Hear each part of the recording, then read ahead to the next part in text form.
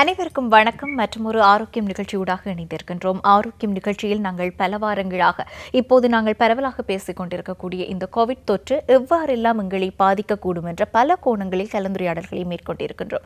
அதே விதத்தில் நாங்கள் நோக்குகின்ற போது COVID-19 தாக்கத்தினால் நேரடி பாதிப்பு என்றால் எங்களுடைய உடலுக்கும் அல்லது ஆகக்கூடியது உயிர் ஆபத்து ஏற்படுகின்றது என்பது வரை நாங்கள் புரிந்து வைத்திருக்கின்றோம். என்றாலும் கூட தொடர்ச்சியாக இந்த பரவல் தொடர்ந்து கொண்டே இருப்பதன் ஊடாக ஏற்படக்கூடிய பாதிப்புகள் எவ்வாறு இருக்கும், குறிப்பாக சமூகவியல் சார்ந்த மாற்றங்கள் எவ்வாறு ஏற்படக்கூடியதாக இருக்கும், அதிலிருந்து நாங்கள் விடுபடுவதற்கு கையாள வேண்டிய உத்திகள் என்னென்ன என்பதை பற்றியெல்லாம் தான் இன்றைய தினம் ஆரோக்கியம் நிகழ்ச்சியூடாக கலந்துரையாடப் போகின்றோம். ஆகவே இந்த கலந்துரையாடலுக்காக எங்களோடு இணைந்து கொள்கின்றார் குடும்ப நல வைத்திய நிபுணராகவும் கிழக்கு பல்கலைக்கழக சௌக்கிய பராமரிப்பு கற்கைகள் பீடத்தின் சிரேஷ்ட விரிவுரையாளர் மற்றும் துறை தலைவராகவும் செயலாற்றிக் கொண்டிருக்கும் டாக்டர் கந்தசுவாமி அருளானந்தம் அவர்கள். வணக்கம் டாக்டர்.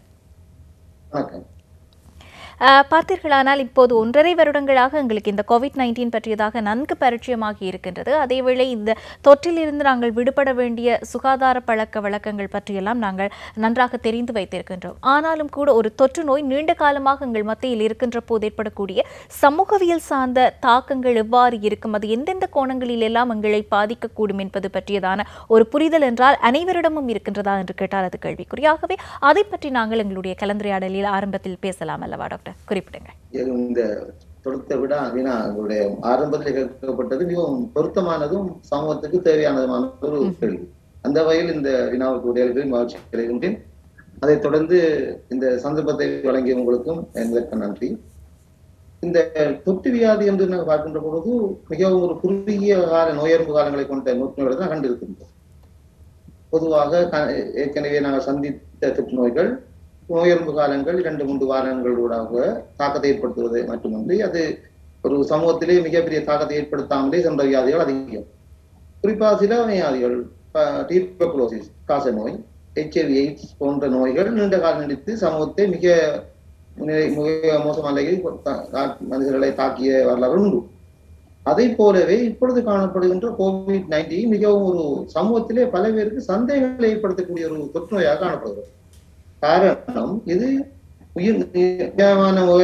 உயிர்களை கொள்கின்ற நோயாகவும் சமூகத்திலே பலதரப்பட்ட விடயங்களை கையாளுகின்ற அல்லது சமூகத்தை கெடுக்கின்ற ஒரு நிலையாகவும் மாறிக்கொண்டிருக்கிறது. நாங்கள் ஆரம்பத்தில் கதைக்கின்ற பொழுது இது ஹியூமன் ஒரு டிசீஸ், ஒரு மனிதனை தாக்கும் என்று மட்டும்தான் பார்த்திருப்போம். இப்பொழுது மனிதனை தாண்டி தன்னுடைய மனிதனுடைய சமூகத்தை, அதாவது பொருளாதாரத்தை, சமூக வளங்களை, சொசைட்டியை நேரடியாக தாக்குகின்ற ஒரு பொருளாதாரத்தை முடக்குகின்ற ஒரு நோயாக இனங்காணப்படுவதனால் இதை பற்றி நாங்கள் அறிய வேண்டிய தேவை எங்களுக்கு காணப்படும். அந்த வகையில் இந்த நோய் எவ்வாறு சமூகத்தினுடைய சமூக தாக்கங்களை ஏற்படுகின்ற பார்க்கின்ற பொழுது இதற்கு நாங்கள் தயாராகி விடுகிறோமா, இதை நாங்கள் சமாளிப்பதற்கு நாங்கள் தயாராகின்றோமா, அல்லது தற்பொழுது காணப்படுகின்ற முகக்கவசம் அணிதல், கை கழுவுதல், அது சமூக இடைவெளியை பேணுதல் போன்ற சுகாதார முறைகளூடாக மட்டும் காப்பாற்றிக் கொள்ளலாமா என்கின்ற விடைகளை பார்க்கின்ற பொழுது நாங்கள் இந்த நோயுடன் வாழ வேண்டிய நிலைக்கு தள்ளப்பட வேண்டும். இந்த நோயுடன் நாங்கள் எவ்வாறு வாழ வேண்டும், இந்த நோய்க்கு பின்னரான வாழ்க்கை முறையில் எங்களுக்கு மாற்றங்கள் ஏற்படுத்தப்பட வேண்டுமா, சமூக ரீதியாக எவ்வாறு மாற்றங்கள் ஏற்படுத்தப்பட வேண்டும் என்கின்ற நிறைய விடயங்களை நாங்கள் ஆராய வேண்டும் என்ற பொழுது இது எல்லா மட்டத்திலேயும் தாக்குதல் ஏற்படுகிறது.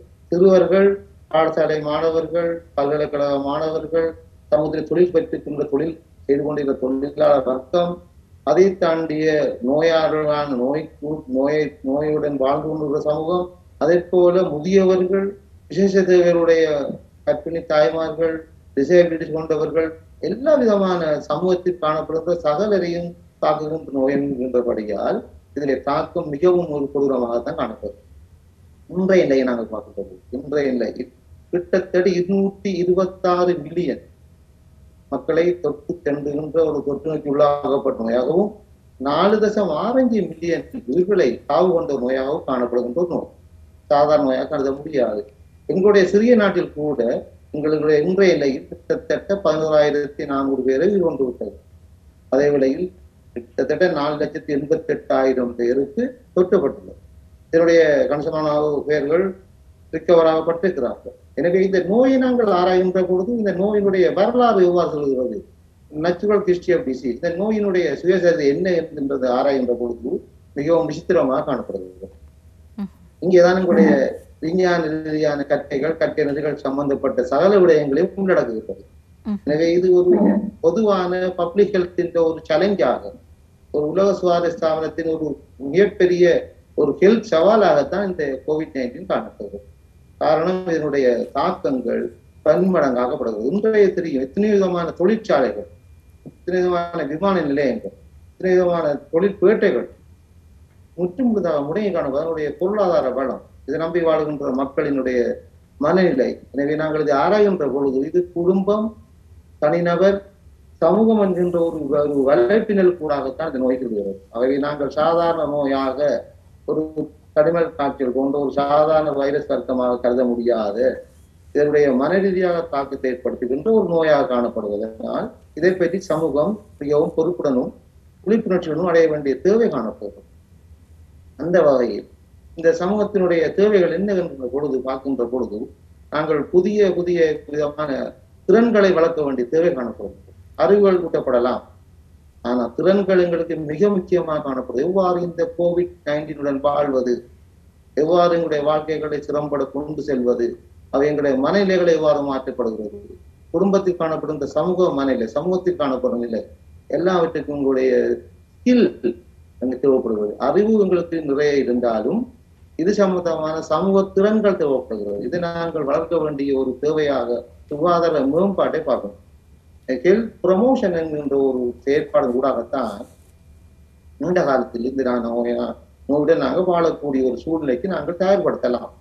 ஆகவே எங்களுடைய முதலாம் தடுப்பு முறை என்கின்ற பொழுது, பிரைமரி பிரிவென்ஷன் என்று சொல்கின்ற பொழுது அங்கு 2 விதமான ஆயுதங்கள் நாங்கள் கையாளுகின்றோம். ஒன்று ஸ்பெசிபிக் ப்ரொடெக்ஷன், விசேஷமான பாதுகாப்பு முறைகள். இரண்டாவது ஹெல்த் ப்ரமோஷன். ஸ்பெசிபிக் ப்ரொடெக்ஷன் சொல்கின்ற பொழுது நாங்கள் சொல்லுகின்ற முகமூடி அணிதல், முக கவசத்தை எங்களுடைய ஃபேஸ் மாஸ்க் போடுகின்றோம், கைகளை சோதனை எங்களுடைய கழுவி நாங்கள் கை தனி சுகாதாரத்தை மேம்படுத்துகின்றோம், சோசியல் டிஸ்டன்சிங்கை கட்டாயப்படுத்துகின்றோம், உங்களை சட்டமாக்குகின்றோம். எந்த வகையில் ஸ்பெசிபிக் ப்ரொடெக்ஷன். இதற்கு மேலாக ஒரு முதலாம் தரமான ஸ்பெசிபிக் ப்ரொடெக்ஷனாக காணப்படுவது தான் வேக்சினேஷன். நீட்பிடணும் உங்களுடைய வேக்சினேஷன் பொறுமுறை. இதை நாங்கள் இன்றது உலகளாவிய ரீதியில் எந்த உளவு சக்சஸாக வருகின்றதா அது போன்ற என்ற விடயத்தை விட அது பொறுமுறைக்கு நாங்கள் உள்ளாக்கப்பட்டு வேக்சினேஷன் ப்ரோக்ராம் இப்பொழுது கரண்டி உலகத்தில் மிக முக்கியமாக காணுது. ஆகவே முதலாம் தர முறை பிரைமரி பிரிவென்ஷன் மிகவும் ஒரு ஆணித்தரமான நிலையில் செல்லுகின்றது. அது ஹெல்த் ப்ரமோஷன் தவிர்ந்த ஸ்பெசிபிக் ப்ரொடெக்ஷன். நான் இங்கே அதிகமாக சொல்ல வேண்டிய முக்கியமான விடயம் ஹெல்த் ப்ரமோஷன், சுகாதார மேம்பாடு. அது சுகாதார மேம்பாட்டுக்குள் சுகாதார கல்வியும் அடங்கும். எங்களுடைய லைஃப் ஸ்டைல் மோடிஃபிகேஷன், எங்களுடைய வாழ்க்கை முறைகளை எவ்வாறு மாற்றிக்கொள்வது, இந்த விடயத்தில் எங்களுடைய உணவு முறை, உடற்பயிற்சி முறை, எங்களுடைய கலந்துரையாடல்கள், சமூக இன்டராக்ஷன், சமூக பங்களிப்புகள் இவ்வாறு நாங்கள் நடந்து கொள்ள வேண்டும் என்கின்ற மிக முக்கியமான பிஹேவியரல் சேஞ்ச், நடத்தை மாற்றத்தை ஏற்படுத்துவதன் மூலமாகத்தான் இந்த நோயிலிருந்து நாங்கள் தப்பித்து நோயுடன் சேர்ந்து வாழ வேண்டிய ஒரு நிலைக்கு தள்ளப்படுது. ஆகவே இது ஒரு நீண்ட காலமாக மக்களுக்கு சவாலை தரக்கூடியது என்கின்ற ஒரு தனிப்பட்ட கருத்துடன் இந்த நோய் பற்றி நாங்கள் அறிகின்ற பொழுது இது ஏன் இந்த இவ்வளவு உலகத்துக்கும் ஒரு சவாலாக காணப்படுகிறது என்கின்ற பொழுது இது நாங்கள் ஏற்கனவே சொல்லப்பட்ட தொற்று நோய்கள் ஒன்று உணவு மூலமாக பரவலாம், சாதாரணமாக நாங்கள் அருந்துகின்ற நீர் மூலமாக பரவலாம், அல்லது ஒரு சமூகத்துக்கு ஏற்படாத அல்லது பாதுகாப்பற்ற பாலியல் செயற்பாடாக பரவலாம். இந்த இது நாங்கள் அன்றாடம் சுவாசிக்கின்ற அடிப்படையான வாழ்வியல் சம்பந்தப்பட்ட நிலையுடன் சம்பந்தப்பட்டபடியால் இது நாங்கள் மிகவும் சவாலாகத்தான் காணப்படுகிறது. எனவே நாங்கள் பேசும் பொழுது, நாங்கள் சிரிக்கும் பொழுது, உரையாடி கொண்டிருக்கின்ற பொழுது அல்லது பாடுகின்ற பொழுது கூட இந்த நோய்க்கிருமி மற்றவர்களை தொற்றக்கூடிய சூழ்நிலை. அவை மிகவும் ஒரு துப்பாக்கி நிலையில் இருப்பதனால் என்னுடைய சிறுவர்கள் பாடசாலை செல்ல வேண்டிய சிறுவர்கள் இன்று பாடசாலை செல்ல முடியாமல் இருக்கிறார். பல்கலைக்கழக மாணவர்கள் தங்களுடைய கற்றல்களை குறிப்பிட்ட காலத்தில் முடிக்க முடியாமல் தாம் உணர்ந்தார்கள். காரணம் இது நேரடியான தாக்கங்கள், இதனுடைய நோய் சம்பந்தமான தாக்கம். இதற்கு மேலாக நாங்கள் பார்க்கின்ற போது social participation, social relationship, social என்கின்ற பரிமாணங்களை நாங்கள் ஆராய்கின்ற பொழுது நிச்சயமாக இது ஒரு சமூகத்திலேயே தாக்கத்தை ஏற்படுத்தும். இன்றைக்கு ஒரு சாதாரண சிறு குழந்தை கூட தன்னுடைய முகத்தை மூடி ஒரு முகக்கவசத்துடன் மருந்து இருக்கின்ற சூழ்நிலைக்கும் அவருடையும் ஒரு திருச்சி விளையாட முடியாத சூழ்நிலைக்கு தள்ளப்பட்டு ஒரு வீடுகளிலே முடங்கி கிடக்கின்ற ஒரு சோசியல் ஐசோலேஷன் சொல்றதை விட சோசியலாகவே அடைக்கப்பட்டு கொண்டிருக்கிற சூழ்நிலையும் மன ரீதியாக ஒரு பயந்த சூழ்நிலை சில விடங்களிலே உறுத்திக் கொள்ள வேண்டிய ஒரு ஸ்டிக்மா. நாங்கள் இந்த வருத்தத்தை சொன்னால் மற்றவர்களை தரம் குறைத்து பார்ப்பார்களா என்கின்ற ஒரு சூழ்நிலை கூட பொய் சொல்லுகின்ற அளவுக்கு கூட இந்த சூழ்நிலையை மாற்றுகிறது.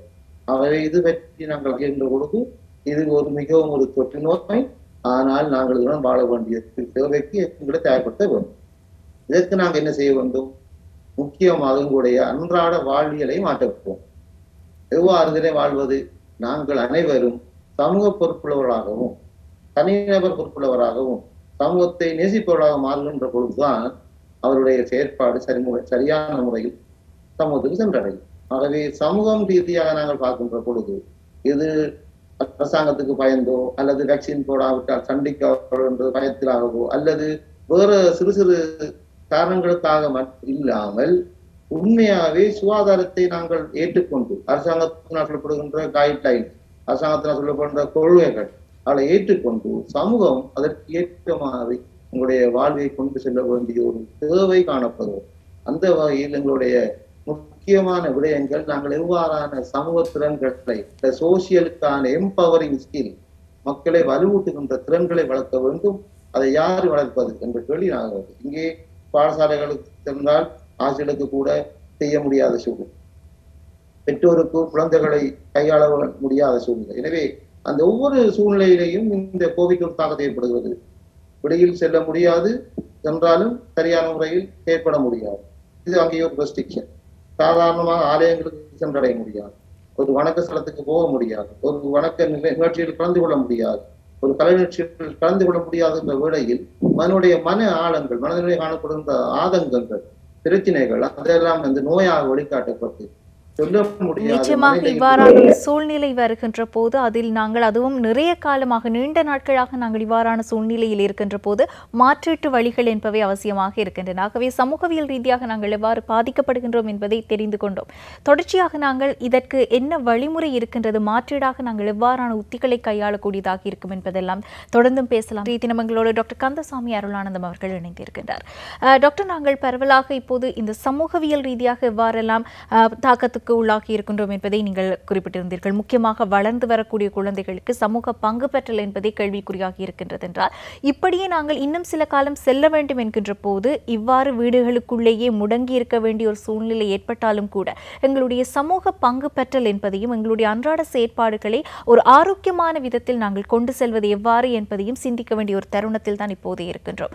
அதனூடாகத்தான் பிள்ளைகளுக்கான கல்வி செயற்பாடுகள் கூட மாற்று வழிகளினூடாக முன்னெடுக்கப்பட்டுக் கொண்டிருக்கின்றன. ஆகவே அவ்வாறு நாங்கள் எங்களுடைய அன்றாட செயற்பாடுகளை பாதுகாப்பாக மாற்று வழிகளினூடாக கையாள்வதானால் எவ்வாறான நுட்பங்களை கையாள வேண்டும், அதை பற்றியதான நாங்கள் பேசலாம். ஆரம்ப காலத்தில் ஆசிரியர்கள் சிறுவர்களுக்கு தன்னுடைய கைகளை பிடித்துத்தான் எழுத்துக்களை பழக்கியிருப்பார்கள்.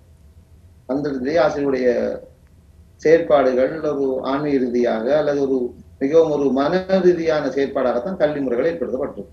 அதே போன்று அடுத்த மாணவர்களுக்கு மாணவர் ஆசிரியர் நேரடி தொடர்பு இருந்தது. மாணவர்களுடைய நேரடியாக தொடர்பாகின்ற பொழுது அவருடைய மன உணர்வுகள், அவருடைய பாடி லாங்குவேஜ், அவங்களுடைய செயற்பாடுகளை இலகுவாக கையாளக்கூடிய சூழ்நிலை இருந்தது. அங்கே நாங்கள் இலகுவாக யாரையும் கட்டுப்படுத்தக்கூடிய சூழ்நிலை இருந்தது.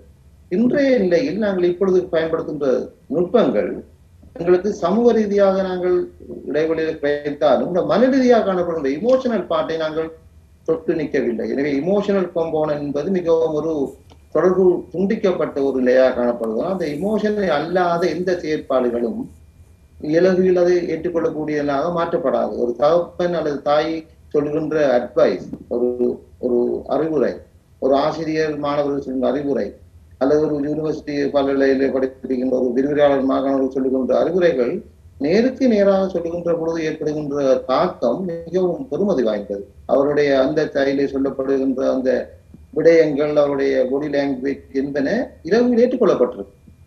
இந்த ஒருமுறை ஊடாக நாங்கள் சொல்லுகின்ற பொழுது சில விடயங்கள் அறிவு ரீதியாக சொல்லப்பட்டாலும் உணர்வு ரீதியாக சொல்லப்படுவதற்கான வாய்ப்பு இல்லை. ஆகவே அதனுடைய என்ன விடயங்களை நாங்கள் சொல்ல விரும்புவோம், என்ன முறையில் சொல்ல விரும்புகிறோம் என்பதை இது ஒரு சவாலாக காணப்படுகிறது. ஆகவே நாங்கள் இதை மற்றவரிடம் பொறுப்பு கொடுக்காமல் வீட்டிலேயே தொடங்க வேணும். உங்களுடைய ஆசிரியர்களாக இருக்கிற பாடசாலையில் சென்றுதான் பிள்ளைகள் எழுத பழக வேண்டும் என்று சொன்னால் அதுவரையும் காத்திரியக்கூடாது.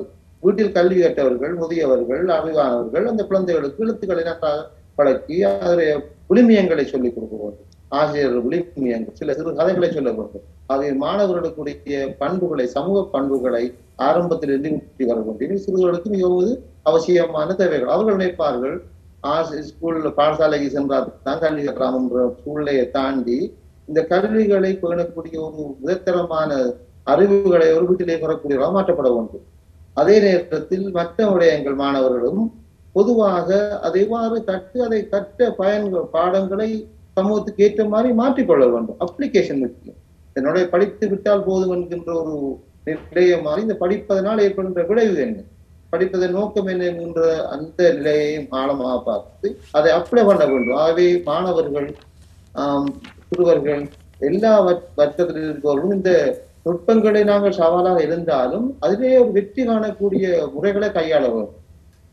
நிச்சயமாக தேடல்களை மேற்கொள்ளலாம். இந்த டைமிலே தேடல்களுக்குரிய பொருத்தமான காலங்கள், திட்டமிடல்களை திறம்பட செய்யக்கூடிய காலங்கள். அது இதற்காக நாங்கள் எங்களுக்கு கிடைத்த டைம் மிகவும் ஒரு சிறப்பாக திட்டமிட்டு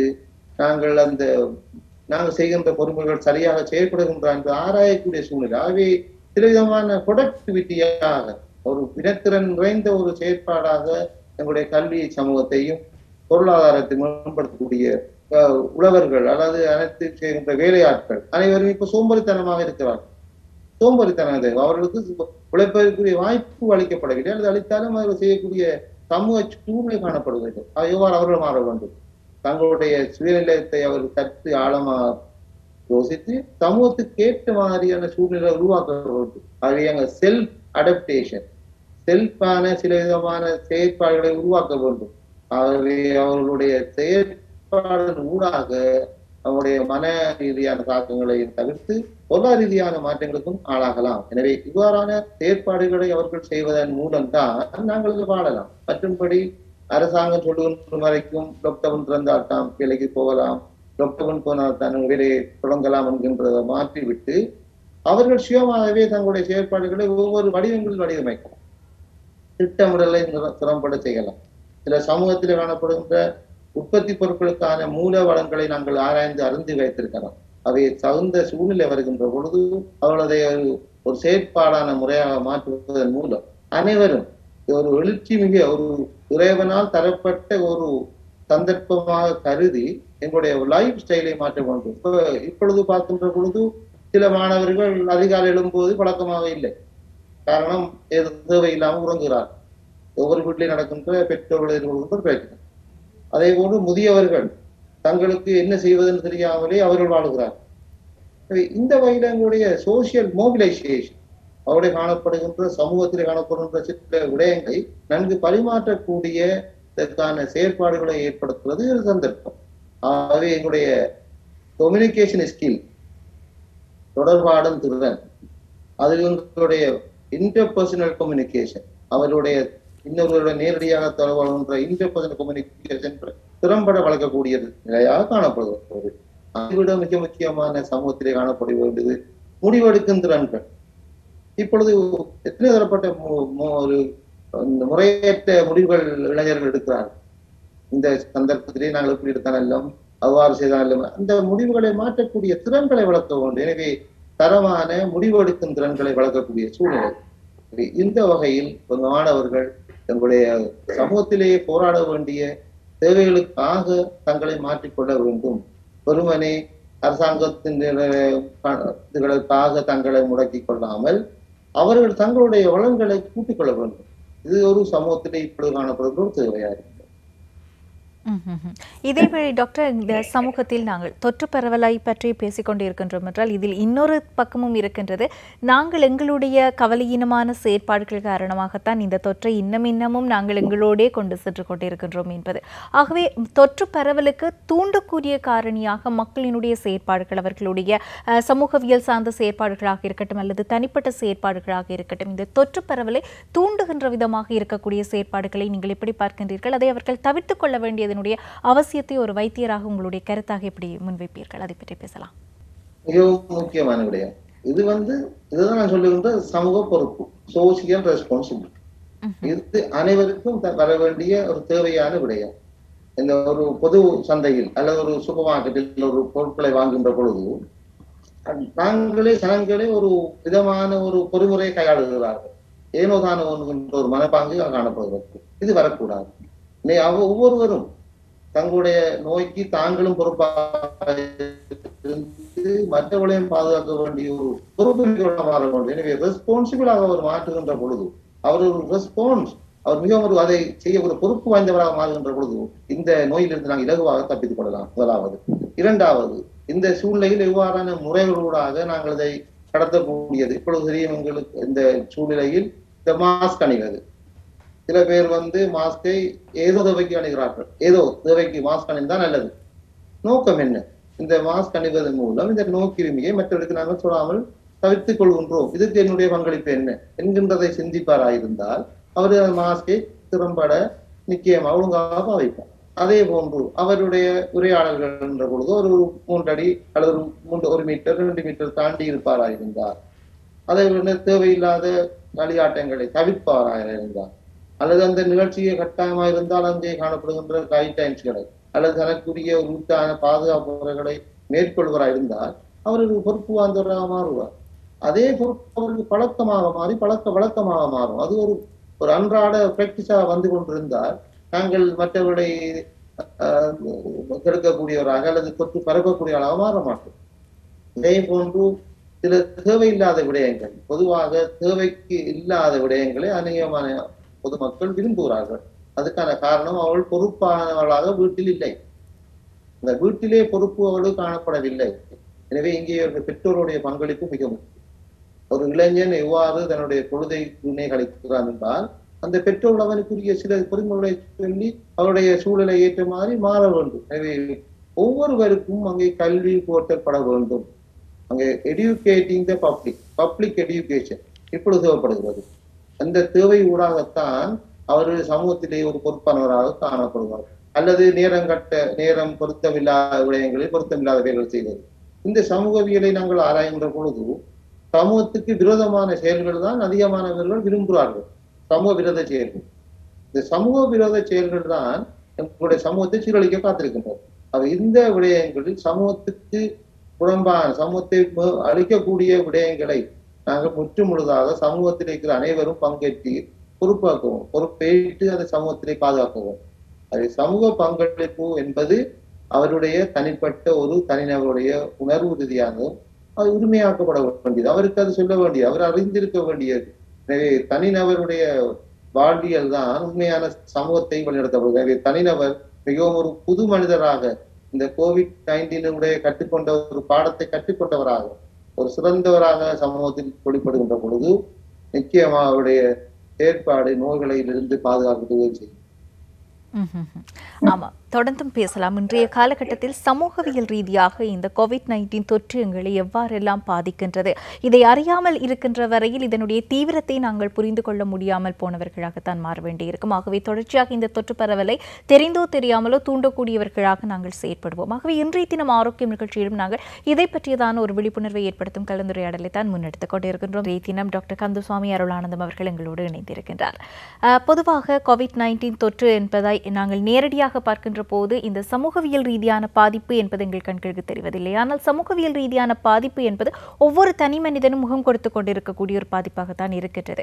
இதேவேளை நீண்ட காலமாக நாங்கள் இந்த நோய் பரவல் என்ற ஒரு அச்ச நிலைக்குள் வாழ்வது, அதே மாதிரி அடிக்கடி முடக்க நிலைகளுக்குள் செல்வது, வீடுகளுக்குள்ளேயே முடங்கி இருக்க வேண்டிய சூழ்நிலை, இவ்வாறான செயற்பாடுகளின் ஊடாக COVID-19 தவிர்த்து எவ்வாறான ஏனைய நோய் தாக்கங்கள் எங்களுக்கு ஏற்படுவதற்கான வாய்ப்புகள் அல்லது ஏலவே எங்களுக்கு இருக்கக்கூடிய பிரத்யேகமான நோய் நிலைகளை சுமூகமான ஒரு நிலையில் கொண்டு செல்வதில் இருக்கக்கூடிய சவால்கள், இவை பற்றியதாக வைத்தியராக உங்களுடைய கருத்து என்ன டாக்டர்?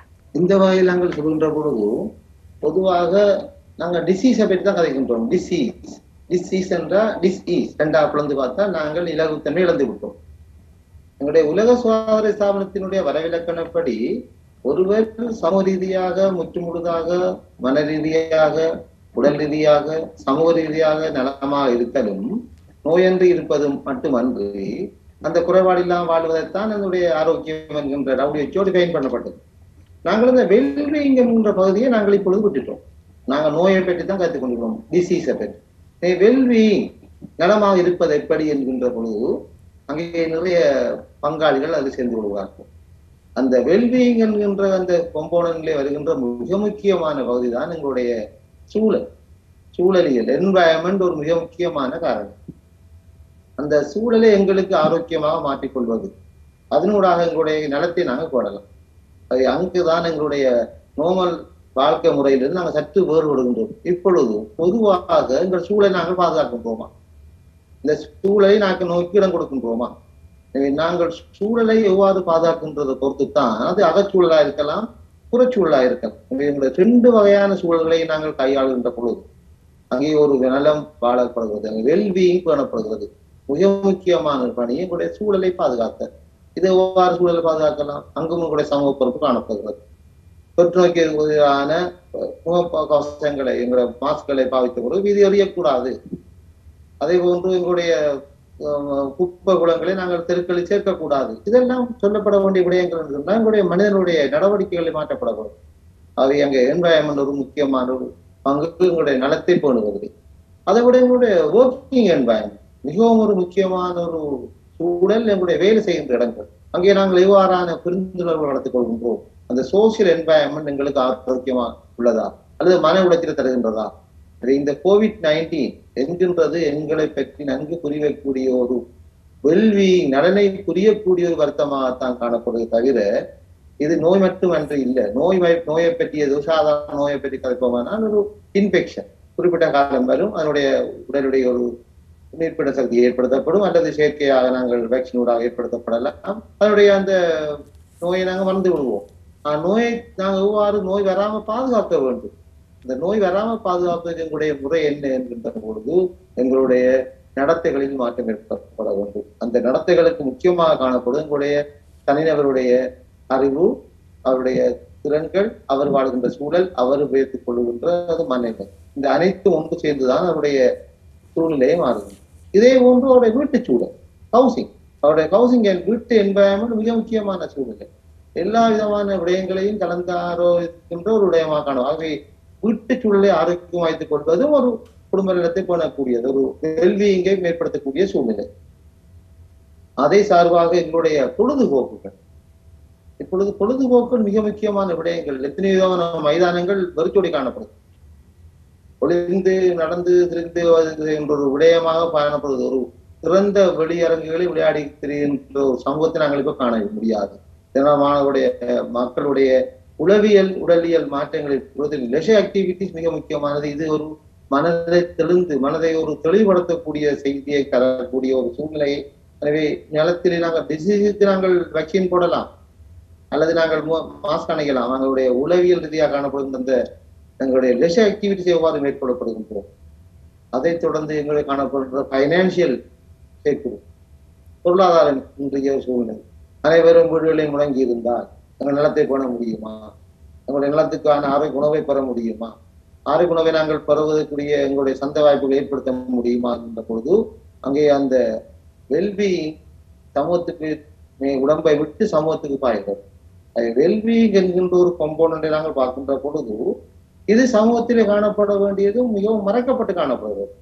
நோய் வந்தால் தான் நாங்கள் அக்கறையாக காணப்படுவோம், நோய் இருந்தால் தான் வைத்தியரை நாடுவோம், நோய் இருந்த வழியத்தை நாங்கள் எல்லாம் பயப்படுகிறோம் என்ற செய்தியை தாண்டி நலமாக இருப்பதற்கு அவருடைய நடவடிக்கைகள் என்ன என்பதை இவர் நான் குறிப்பிட்ட முக்கியமான காரணிகள். ஃபேமிலி லைஃப் முக்கியமானது, அவருடைய குடும்பம், அவர் வாழ்கின்ற வீட்டு சூழல், அவருடைய கல்வி அறிவு, அவருடைய சமூக பங்காற்றல்கள், சமூகத்திலே செய்யக்கூடிய செயற்பாடுகள், அவருடைய உண்மையான ஆரோக்கியமான வாழ்க்கை முறைகள், அதை சேர்ந்து அவருடைய சூழலை காணப்படுகின்ற லேர்னிங் ப்ரோக்ராம், மாணவர்களாக இருந்தால் கற்பித்தல் பொறுமுறை நடந்து கொண்டே வர வேண்டும். இவ்வாறான சூழ்நிலைகளை நாங்கள் சரியாக திறம்பட திட்டமிட்டு கொண்டிருந்தால் இந்த நோயுடன் நாங்கள் நோயை மட்டும் இல்லாமல் நோயோடு சேர்ந்து வாழ்கின்ற வெல்பீயிங் என்கின்ற குவாலிட்டி ஆஃப் லைஃப், எங்களுடைய வாழ்க்கை தரத்தை கூட்டக்கூடியதாக மாறலாம். இதற்கு எங்களுக்கு முக்கியமான காணப்படுகின்ற மிக முக்கிய ஒரு சமூக தடையாக காணப்படுவது இப்பொழுது சோசியல் ரிலேஷன்ஷிப். எங்களுடைய சோசியலை நாங்கள் எவ்வாறு தொடர்படுத்தப்படுகின்றோம், சோசியல் ரிலேஷன்ஷிப்கள் உடைந்து காணப்படும். இந்த COVID-19 தருகின்ற மிகப்பெரிய ஒரு விளைவு சோசியல் ரிலேஷன்ஷிப்பை உடைத்து விட்டது. இதனால் தான் இந்த சகல நடவடிக்கைகளும் பாதிக்கப்படுகிறது. ஆகவே சோசியல் நாங்கள் எவ்வாறு திருப்பி மீள கட்டமைப்பது, இது ஒரு சவால். அப்பொழுதுதான் எங்களுடைய வேக்சினேஷன் ப்ரோக்ராம் இந்த சக்சஸும், எங்களுடைய தனிநபர்களுடைய சுகாதார பொறுப்புகளும், அவர் ஏற்படுகின்ற சமூகத்தில் காணப்படுற சூழல் ஏற்படுகின்ற மாற்றங்களும் இவருக்கு ஆதாரமாக சப்போர்ட் பண்ணப்படும். ஆகவே ஹெல்த் ப்ரொமோஷன் என்ற பொழுது அங்கே முக்கியமான பிரதேசங்களாக கிரியேட்டிங் சப்போர்ட்டிவ் என்வாயன்மெண்ட், ஒரு ஆரோக்கியமான ஒரு சூழலை உருவாக்குதல் எங்களோட முக்கியமான பகுதி. இரண்டாவது, நாங்கள் செல்ஃபான ஸ்கில்ஸ்களை வளர்த்துக் கொள்ளுதல், நாங்களாகவே எம்பவர் ஆகுதல், வலுவூட்டப்படுதல், நாங்கள் சோசியலி ஆக்டிவாக இருக்க, இவ்வாறான செயற்பாடுகளை நாங்கள் கொண்டு வருகின்ற பொழுது நிச்சயமாக நோயையும் பாதுகாக்கலாம், நாங்களும் சிறப்பாக வாழலாம். அது இந்த வகையில் இந்த சமூகத்திலே காணப்படுகின்ற இந்த COVID-19 நாங்கள் 2 கோணங்களை ஆராயலாம். ஒன்று, பாசிட்டிவாக நாங்கள் பார்க்கின்ற பொழுது இது எங்களுக்கு கிடைக்கப்பட்ட சந்தர்ப்பமாக பயன்படுத்தலாம். நாங்கள் இந்த நோயாகின்ற பொழுது துயரம் வாழ்கின்ற சூழ்நிலையாக இருக்கலாம்.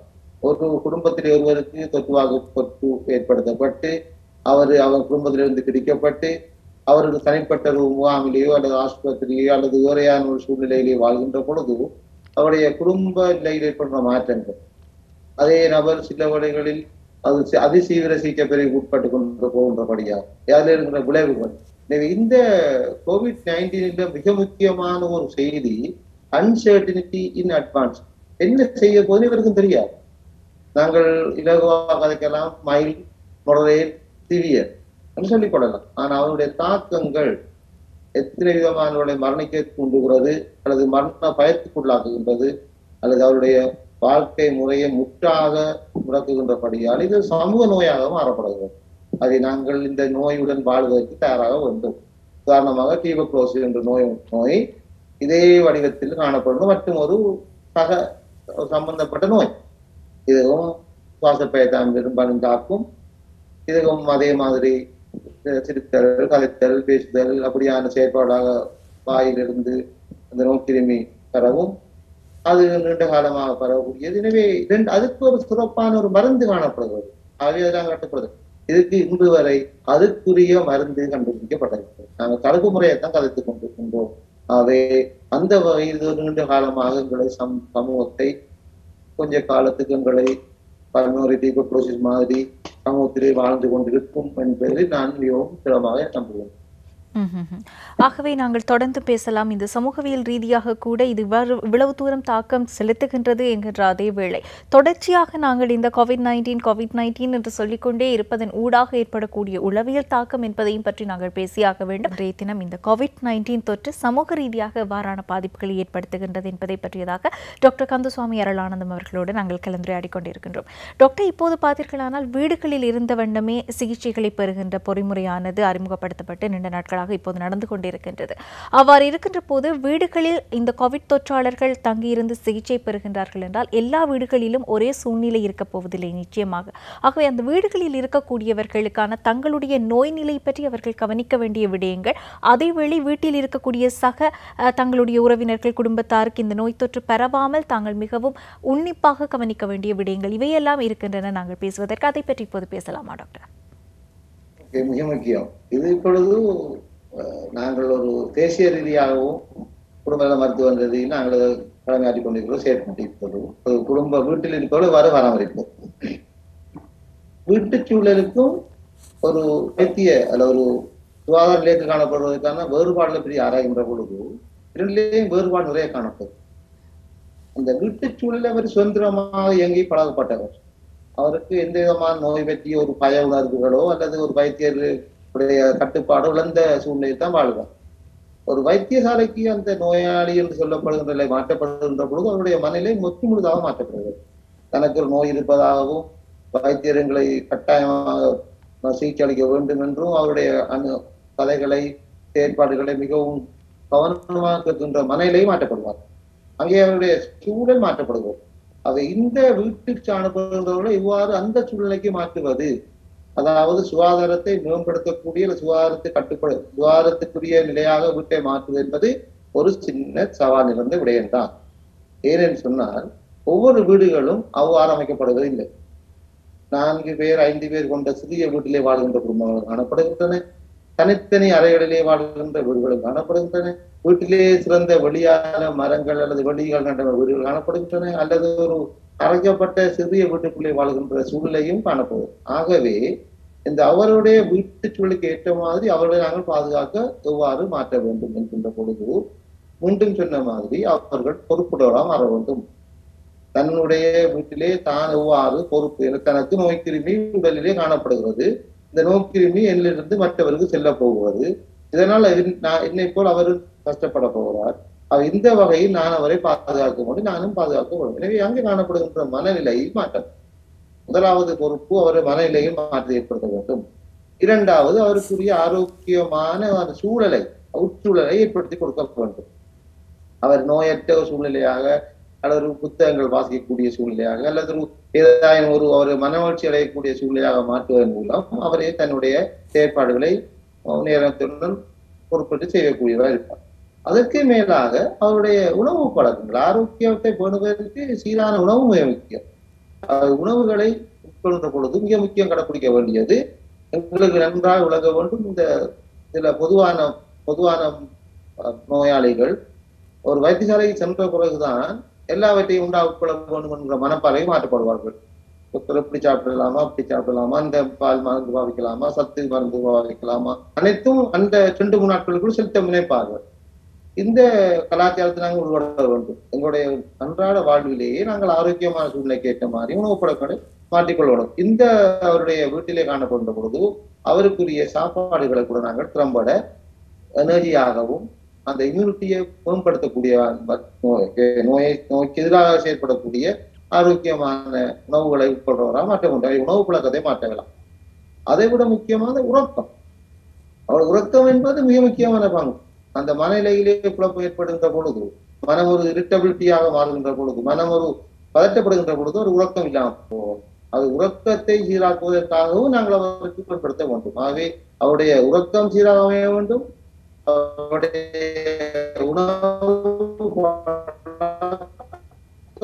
உணவுகளும் சீராகவும் எனர்ஜியாக மாற்றப்பட வேண்டும். அவர் உடனடியாக விடுதலை வருவார். சில வேளைகளில் அவருடைய அந்த சூழ்நிலை சற்று தாமதமாக போகின்ற பொழுது அவர் சில குணங்குறிகளை ஏற்படுத்தப்படலாம்.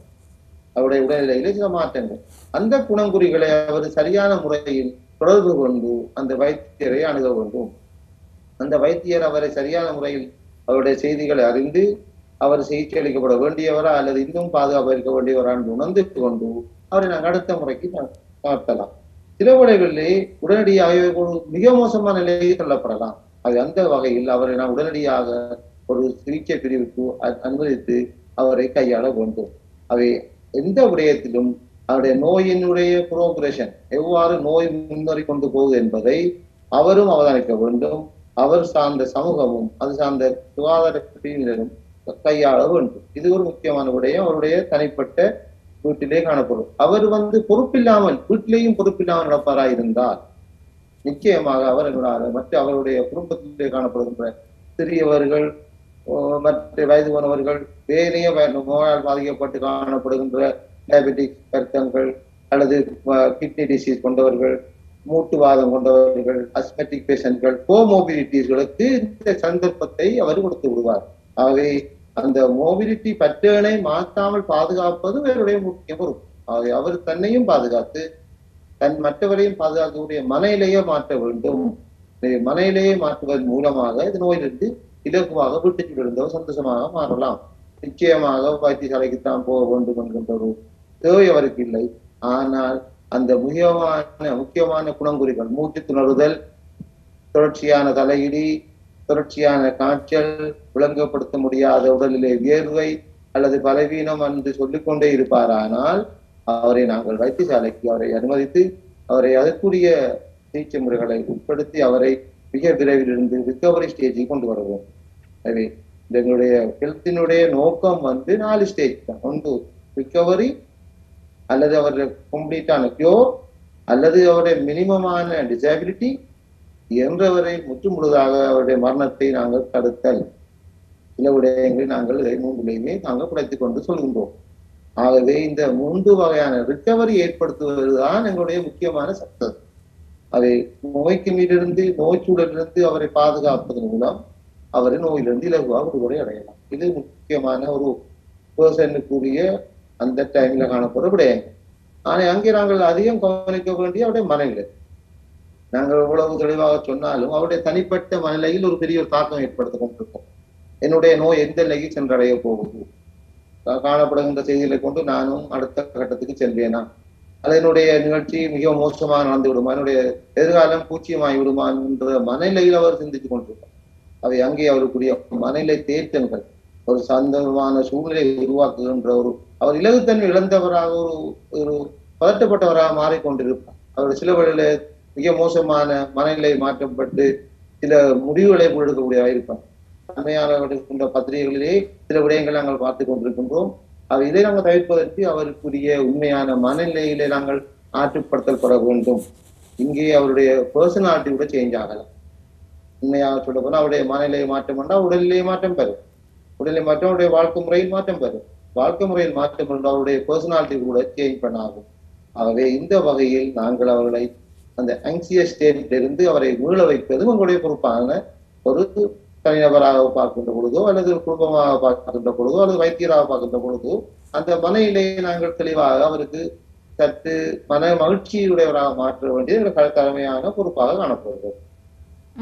இதேவேளை டாக்டர், இப்போது பார்த்தால் நாங்கள் உளவியல் சார்ந்த தாக்கத்தை பற்றி அதிகம் பேசியாக வேண்டும். குறிப்பாக கர்ப்பிணி பெண்களாக இருக்கட்டும், வீட்டில் இருக்கக்கூடிய முதியவர்களுக்கு எவ்வளவு தூரம் இந்த இலத்திரனியல் உபகரணங்களை பயன்படுத்த முடியுமாக இருக்கின்றது என்பது கூட கேள்விக்குறிதான். அவ்வாறு இருக்கின்ற போது அவர்களுக்கு தொடர்ச்சியாக வீடுகளுக்குள் இருக்கின்ற போது ஏற்படக்கூடிய உளவியல் பாதிப்பு என்பதை சரி செய்வதற்கான வழிமுறை என்ன, அதை பற்றி பேசலாம். இதற்கு சரியான முறையை சொல்லுகின்ற பொழுது நாங்கள் மீண்டும் பழைய நிலைக்கு தான் செல்ல வேண்டும். எவ்வாறு எங்களோட சமூகத்திலே காணப்படுகின்ற கூட்டு குடும்ப முறைகள் அல்லது கலாச்சார நிகழ்ச்சிகள் அல்லது குடும்ப நிகழ்ச்சிகள் எவ்வாறு இந்த பிரச்சனைகளை விட கண்டது. முதியோருடைய பங்களிப்பு இளையோருக்கு குறைத்துக் கொண்டே இருந்தது. இப்பொழுது துரதிர்ஷ்டவசமாக முதியோரை ஃபாலோ பண்ணி கொள்கின்ற சமூகம் மிக குறைவடைந்து காணப்பட்டு கொண்டிருக்கிறது. ஆனால் இந்த நுட்பங்களை முதியவர்கள் பயன்படுத்தாவிட்டாலும் முதியோர்களை இந்த இளைஞர்கள் சிறுவர்கள் கலந்து அவர்களை பயன்படுத்துகின்ற ஒரு சூழ்நிலை உருவாகின்ற பொழுது இந்த நுட்பத்தில் பெற முடியாத சில விடயங்கள் கூட முதியவர்கள் சொல்லுவார்கள். அதை முதியவர்கள் நாங்கள் நிச்சயமாக ஒரு வளமாக பயன்படுத்த வேண்டும். முதியவர்களை வளமாக பயன்படுத்துவதும் முடியுமான அவர்களுக்கு நுட்பங்களை கற்றுக்கொள்ளலாம். இப்பொழுது நுட்பங்கள் கற்றுக்கொள்வது என்பது இப்போ பொதுவாக ஒரு பெரிய ஒரு தடை அல்ல. சாதாரணமாக அனைவரும் இப்பொழுது இந்த ஸ்மார்ட் போனை பாவிக்க தொடங்கிவிட்டார்கள். எனவே இந்த ஜூம் கனெக்ஷன் என்பது இன்னும் ஒரு குறிப்பிட்ட காலத்தில் சர்வசாதாரணமாக எல்லா வீடுகளையும் எல்லா வயதுபட்டவர்களும் பயன்படுத்தக்கூடியதாக மாற்றப்படும். அவை நான் அதை விட மேலமாக பார்ப்பது இந்த முதியோர்களுடைய அந்த செயற்பாடுகளை மன ரீதியாக குடும்ப ரீதியாக செலுத்துகின்ற ஒரு செயற்திட்டங்களை உருவாக்க வேண்டும். குடும்பத்தில் ஒரு கற்பித்தல் பொறுமுறை உருவாக்கப்பட வேண்டும். வீட்டிலே கூட்டு பிரார்த்தனைகள் சமய ரீதியான அந்த காலங்கள் இருந்தது. ஒன்றாக சேர்ந்து சாப்பிட்ட வரலாறுகள் இருந்தது. ஒன்றாக பிரச்சனைகளை ஆராய்ந்து விடையீர்த்த கட்டங்கள் இருந்தது. இப்பொழுது கொஞ்ச காலத்தில் இந்த விடைகள் எல்லாம் அடித்து தனித்தனியாக இயங்கி கொண்ட காலத்தில் இந்த தொழில்நுட்பமும் அவர்களுக்கு சப்போர்ட் பண்ணி கொண்டிருந்தது. இப்பொழுது மீண்டும் இந்த தொழில்நுட்பத்தையும் பயன்படுத்தி அவர்களுடைய சூழ்நிலையும் பயன்படுத்தி நாங்கள் இரண்டுக்கும் இடையிலான ஒரு பாலத்தை உருவாக்க வேண்டும். அதாவது தொழில்நுட்பம் தேவை, பழைய விடயங்களும் சொல்லப்பட வேண்டும். எங்களுடைய பழைய சொல்லப்பட்ட கதைகளை நாங்கள் ஆகின்ற பொழுது காணப்படுகின்ற அனைத்துகளும் சொல்லப்பட்டிருக்கிறது. எத்தனையோ ஆண்டுகளுக்கு முன்பு சொல்லப்பட்டிருக்கிறது. ஆனால் எங்களுக்கு இந்த சமூகத்துக்கு சொல்லப்படவில்லை. அது ஒரு தள்ளியில் ஏற்பட்ட ஒரு இடைவெளியாக தான் காணப்படுவது. அவை இந்த சந்தர்ப்பங்களில் நாங்கள் அதையும் பயன்படுத்தி தொழில்நுட்பத்துக்கூடாக அது ஒரு பேக்கேஜ் அல்லது ஒரு தொழில்நுட்ப பொறிமுறைகளை உருவாக்குவது நீண்ட காலத்தில் சாத்தியப்படும். எனவே இவ்வாறான பாட விதானங்கள் உருவாக்கப்பட வேண்டும். அதே வேளையில் ஆசிரியர்கள், மாணவர்கள், பெற்றோர்கள் யாரும் இந்த சமூகத்துக்கான சமூக பாடத்தை கற்றுக்கொள்ளக்கூடிய மாணவர்களாக மாற வேண்டும். அப்பொழுதுதான் இந்த சமூக பாடத்தை நாங்கள் கற்று இந்த சமூகத்திலிருந்து நாங்கள் ஒரு புதிய ஒரு சமூகத்தை உருவாக்கக்கூடியவர்களாக மாறலாம். அவை ஒரு இண்டிபெண்டன்ட் சுதந்திரமாக இருக்கக்கூடிய ஒரு சமூகவியலை உருவாக்குவதற்கு இந்த வகையான COVID-19 சிச்சுவேஷன் ஒரு திறமையான ஒரு சந்தர்ப்பமாக தான் நாங்கள் பார்க்கணும். நிச்சயமாக. இதேவேளை டாக்டர், இப்போது இருக்கக்கூடிய சூழ்நிலையை பார்த்தீர்களானால், கடந்த வருடம் மார்ச் மாதத்தில் அல்லது மார்ச்சுக்கு பிறகு ஏப்ரல், மே மாதங்களில் ஒருவர் கோவிட் தொற்றில் உயிரிழந்தால் கூட நாங்கள் காட்டியிருக்கக்கூடிய சிரத்தை என்பது இப்போது மக்கள் மத்தியில் சற்று குறைவாக இருக்கின்றது. நாங்கள் அடிக்கடி இதை தொடர்ச்சியாக கேட்பதால் வரக்கூடிய சலிப்புத்தன்மையா அல்லது ஒரு அச்சமற்று போன ஒரு மனநிலையா என்பது சரியாக தெரியவில்லை. ஆனால் மக்கள் இதை மிகவும் இலகுவான ஒரு விடயமாக எடுத்துக்கொண்டார்களோ என்பது போன்ற ஒரு கேள்வி எங்கள் மத்தியில் தோன்றுகின்றதாகவே இந்த நிலைமையின் தீவிரத்தன்மையை புரிந்து நாங்கள் விழிப்புணர்வோடு செயல்பட வேண்டியதனுடைய அவசியம் என்பதை ஒரு வைத்தியராக இதற்கு சிகிச்சைகளை கொடுக்கின்றீர்கள், பல நோயாளர்களை அருகில் இருந்து பார்க்கின்றீர்களாகவே இதனுடைய தீவிரத்தன்மையில் இருந்து நாங்கள் விடுபடுவதற்கு காட்ட வேண்டிய அந்த விழிப்புணர்வை பற்றி உங்களுடைய கருத்து என்ன? உண்மையிலேயே இப்பொழுது சிறு சிறு 2-3 மாதங்களுக்கு முன்பு இருந்த மனநிலையும் இப்பொழுது மக்கள் மத்தியில் காணப்படும் மனநிலையும் மாற்றம் ஏற்பட்டுள்ளது. நீங்க சொன்னது நிறைய உண்மை. ஏனென்று சொன்னால் மக்கள் நினைக்கின்றார்கள் தங்களுக்கு இந்த நோய் இனிமேல் வரவே கூடாது. ஆனால் நோய் சொல்லிக் கொண்டிருக்கிறது, நான் இந்த நோய் உங்களை விட்டு போக மாட்டேன். அவை 2 பேருக்குள்ள ஒரு சவால், ஒரு போட்டி ஒன்று உருவாகிறது. நோயை நாங்கள் இருக்க வேண்டும் என்கின்ற பொழுது அவருடைய பய உணர்வு அங்கு தடுக்கப்பட்டுள்ளது. பய உணர்வு தான் நோயாளிகளை மிக முக்கியமாக கட்டுப்படுத்துகின்றது. ஒரு பயம்தான், ஒரு பயம், மரண பயம், நோய் பயம், நோய் பரம்பல் நிலை.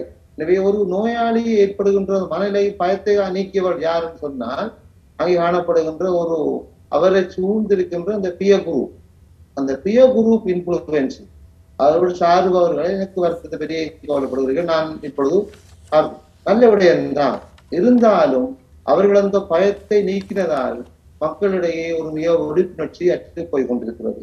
எனவே சட்ட ரீதியாக நாங்கள் அணுக வேண்டிய சூழ்நிலைக்கு தள்ளப்பட கொண்டிருக்கிறது. சட்ட ரீதியாக அணுகின்ற பொழுது சமூகத்திலே மிக விதமான மோசமான பின்விளைவுகளை உருவாக்க கொண்டிருக்கிறது. அந்த வகையில் இந்த சமூக விழுமியங்களை பேணுவதற்கு அவர்களுடைய அந்த நோய் பற்றிய உண்மையான இது நோய் சந்தேகப்படுத்த நோய் நிச்சயமாக உயிரை கொண்டு கொண்டிருக்கிறது. இது மற்றவர்களை நிமோனியா காய்ச்சல் உருவாக்கி அவருடைய லங்ஸை பாதிக்கிறது.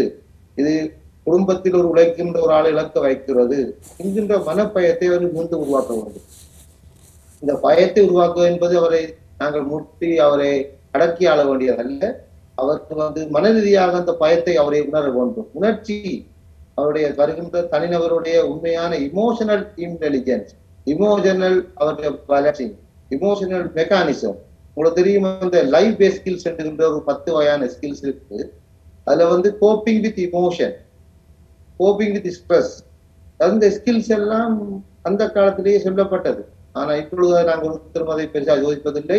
அந்த வகையினுடைய கோப்பிங் மெக்கானிசம் அதை எவ்வாறு செய்ய வேண்டும் என்ற செய்தியை அவர் உணர்ந்து இந்த நோயை பற்றி அவர்கள் இலகுவாக பார்க்கக்கூடாது. இந்த நோயை இன்றைய நிலையை பார்க்கின்ற பொழுது ஒவ்வொரு நாளும் ஒவ்வொரு மூலையில் எந்த ஒரு வீட்டிலே ஒரு மரணத்தை ஏற்படுத்தி கொண்டிருக்கிறது. இது சாதாரண விடயம் அல்ல. எனவே இது நோயை தருகின்றபடியால் இதனுடைய விளைவுகள் பாதுகாமானது என்பதை அவர் அறிந்து கொள்ள வேண்டும். இதற்கான சூழ்நிலையை அவர்களால் உருவாக்க வேண்டும். இதுக்கு சட்டம் உதவி செய்யும். அதனுடைய அவங்களுடைய சமூக தொழிற்பாடுகள், சமூக செயற்பாடுகள் நிச்சயமாக அவர்களுக்கு மாற்றி அமைக்கப்பட வேண்டும். அவருடைய மனநிலையில் மற்ற விழிப்புணர்ச்சி கருத்தரங்குகள் இவ்வாறான சூம் எங்களுடைய மீடியாக்கள் ஊடாக அல்லது சூம் மீட்டிங்கள் கூட நாங்கள் அதை செய்ய வேண்டிய சூழ்நிலை இருக்கிறது.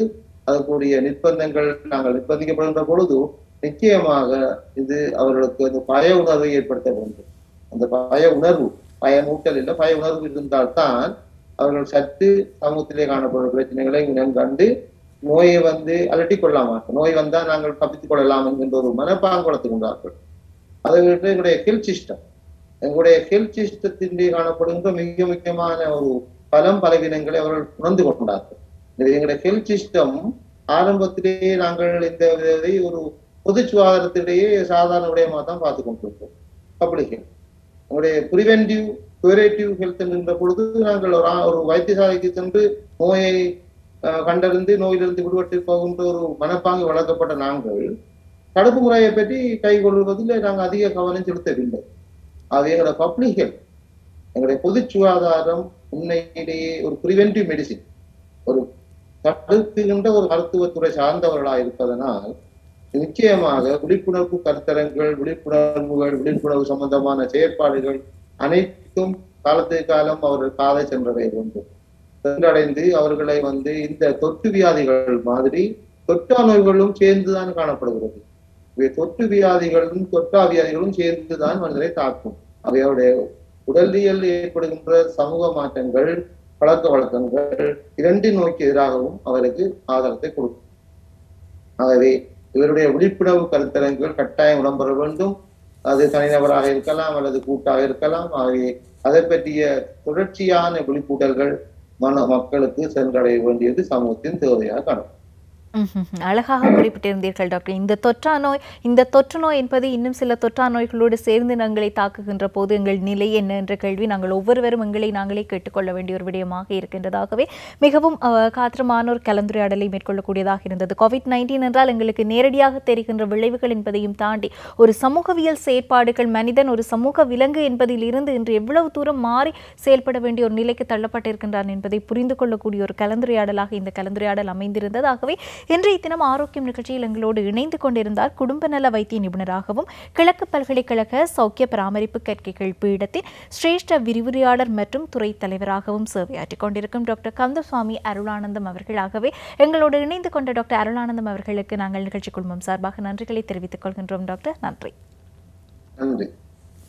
இன்றைய தினம் ஆரோக்கியம் நிகழ்ச்சியானது இந்த COVID-19 பரவல் என்பதை நாங்கள் பல கோணங்களில் பலவிதமான நோய் நிலைகளோடெல்லாம் ஒப்பிட்டு பேசி இருக்கின்றோம். இதனுடைய எதிர்கால விளைவு என்பது இப்படியான பல விளக்கங்களை நாங்கள் பேசி இருக்கின்றோம். ஆனால் சமூகவியல் ரீதியாக இதனுடைய மாற்றம் எவ்வாறு இருக்கப் போகின்றது, இந்த மாற்றம் தொடரக்கூடாதாயின் நாங்கள் ஒவ்வொருவரும் கடைபிடிக்க வேண்டிய அல்லது பின்பற்ற வேண்டிய விடயங்கள் என்னென்ன என்பதை பற்றியதாகத்தான் இன்றைய தினம் ஆரோக்கியம் நிகழ்ச்சி கலந்துரையாடி இருந்தது. இந்த நிகழ்ச்சி உங்கள் அனைவருக்கும் பயனுள்ள நிகழ்ச்சியாக அமைந்திருக்கும் என்ற நம்பிக்கையோடு இத்தோடு நிகழ்ச்சியை நிறைவு செய்து நான் விடைபெறுகின்றேன். மற்றும் ஒரு ஆரோக்கியம் நிகழ்ச்சியில் சந்திக்கலாம். நன்றி, வணக்கம்.